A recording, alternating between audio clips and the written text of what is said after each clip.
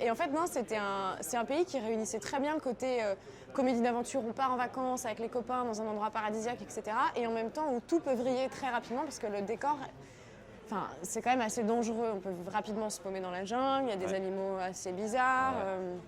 Donc ça, c'est assez hostile. Et d'ailleurs. D'ailleurs.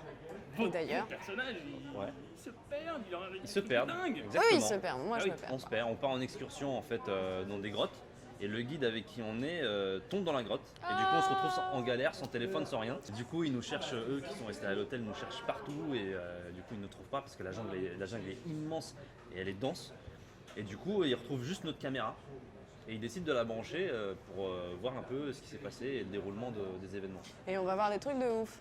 Voilà. Oui, il est dans une autre problématique, c'est-à-dire que c'est vrai qu'il est assez peureux et il le paye fort via sa fiancée. Et elle lui reproche ça, de manquer de courage.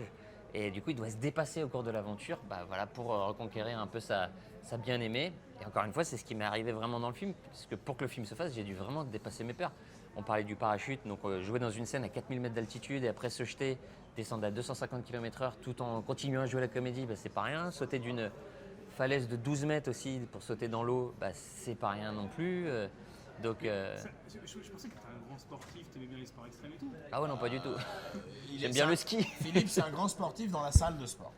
Mais effectivement, ouais, c'est vrai que la comédie impose un rythme et un sérieux et vraiment une concentration très importante.